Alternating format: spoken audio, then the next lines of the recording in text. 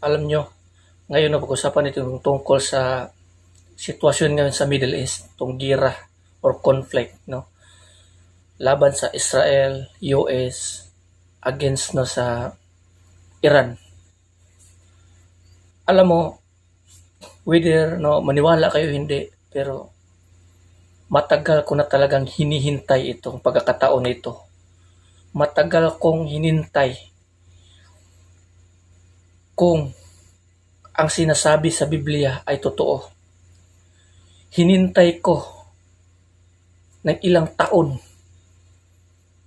kung ang US ay kikilos at aatake sa mga bansa. Matagal kong hinintayan kasi andito yan sa Biblia. Biblical yan. Yan yung nakasulat dito sa sulat, especially dito sa sulat ni Daniel at saka dito sa Revelation. Alam nyo naman yung US na yan, marami niyang kaalyadong bansa. Yung mga member niya, mga kaalyadong bansa sa Europe, no? Sabi ko, kung itong US aatake sa mga bansa, may aatakehin itong bansa, dito ko mapapatunayan na nagsimula na nga siyang kumikilos. Pero noon, hinintay ko yan, ngunit hindi talaga kumikilos yan. Hinahayaan ko lang yan. Ko lang, yung hinihintay ko. Ngayon, napatunayan ko na, no? Dati, di ba, may babala rin siya sa Greenland, na atakihin din niya yung Greenland. Tapos yung, sabi niya, Cuba. Yung Cuba next after Iran. No? So, ang sinabi kasi dito sa Biblia, dito, especially dito sa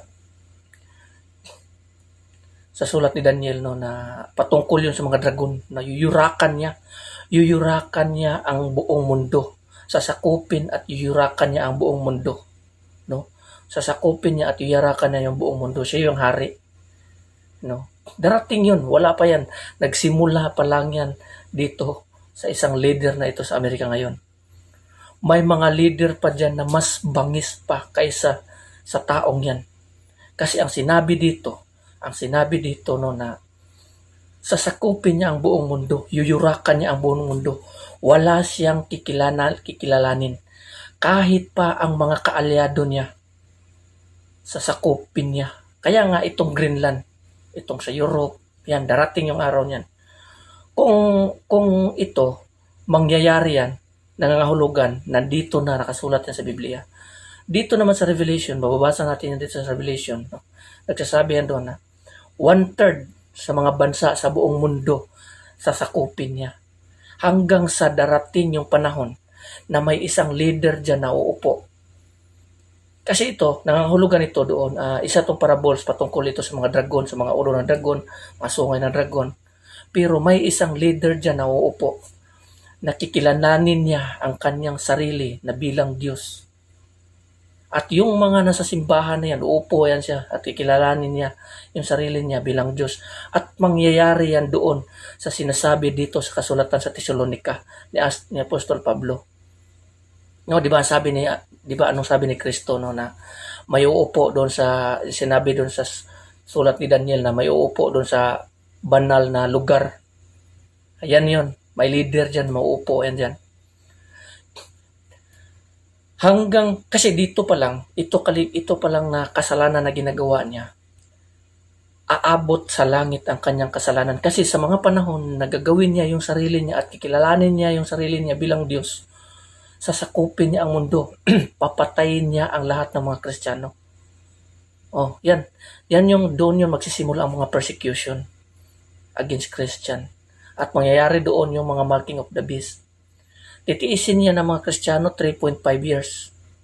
Nakasulat yan dito sa sulat ni Daniel at saka sa Revelation. 3.5 years yan. Ang dito sa Daniel, mababasa mo yan doon sa Daniel is days yan. So, i-divide mo yan by 360 or 365 days. Yung years yun, ay ilang days yun. Basta 3.5 years ang total nun. Parang nasa 1,300 natin. I-divide mo yun. Tapos dito naman nangyari dito sa Revelation, nagsasabi naman dito, patungkol naman ito sa Yun, months naman yun doon. Months, 3.5 year, 3.5 years yun. Total pa rin, 3.5 years. No? So kung naalala nyo yung sa panahon ni Elias, noong nagdasal ang Panginoon, nagdasal si Elias sa Panginoon na hindi uulan sa loob ng 3 taon at kalahati. Yun yung sa Bisaya, yun hulaw. Hulaw yun, hindi ko alam kung ano sa Tagalog yun sa hulaw kasi hindi ko ma-translate yan into Tagalog kasi nga yung Biblia ko is Bisaya version. So nahirapan ako. So kayo na lang magbasa niyan. Hulaw or so nangangahulog yan, 3.5 years na hulaw doon sa panahon ni Elias. Yan din yung mga panahon na 3.5 years ang persecution against Christian. No, mababasa yan dito sa Biblia. Darating yung panahon. Yun yung sinasabi din sa kasulat. Sinasabi din, hindi sa ano.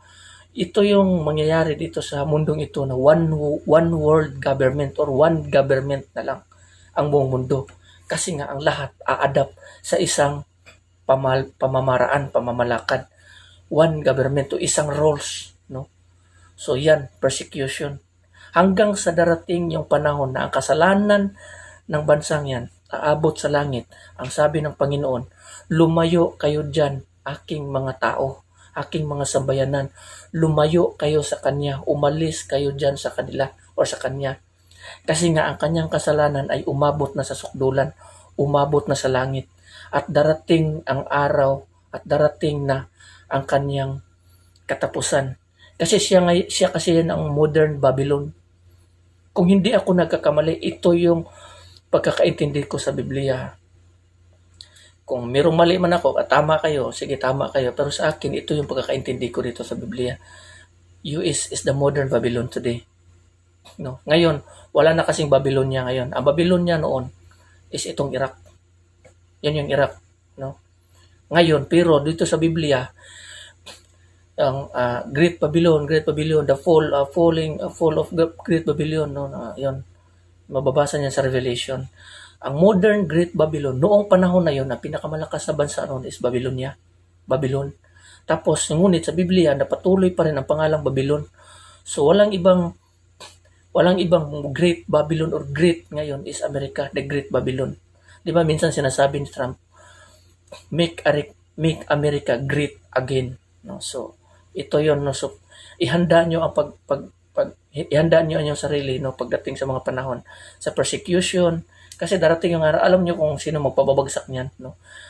Dito sa sulat sa Nineveh, I am against you, Nineveh. I am against you, Nineveh. So, nangangahulugan ang Nineveh is US. Tapos naghahanda na yung mga sundalo na may pula na mga panangga. So, ang panangga nangangahulugan yun na flag. So, anong flag na may pula? China.